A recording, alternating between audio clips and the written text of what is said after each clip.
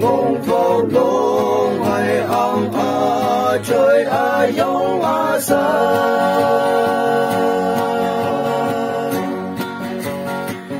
đi về tăng ha tàu ba người chiến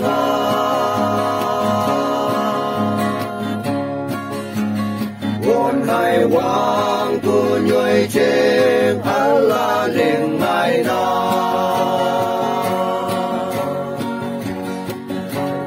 quân hải hoàng của la na say ha tàu trái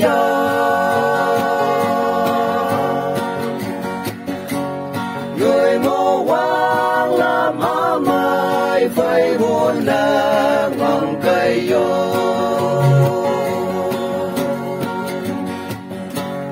người chiến vang lên nô cô ở say phải chiến ma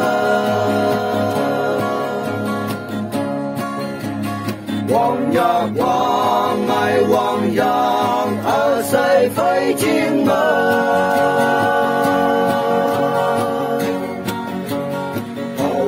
ven tu la ta say phải ô chiến ma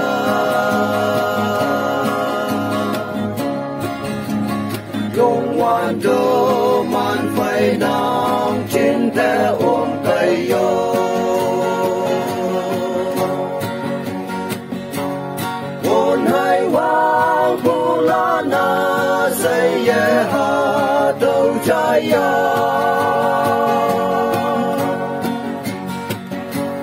người ngô quang làm mai phải hôn đeo bằng cây yo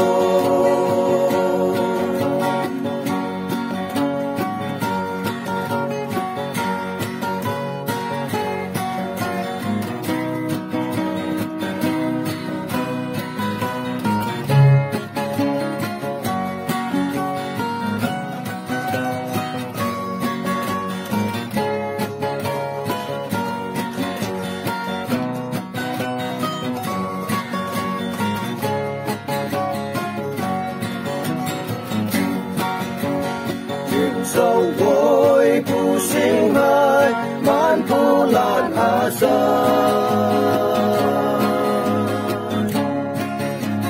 chủ si leng man vi hong ai yong o ku ngi đâu kai che la no ma la sai kai ye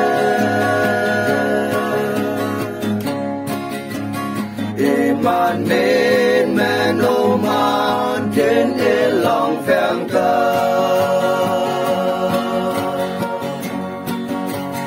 ôn hai hoàng phu la na say ha đâu trái ya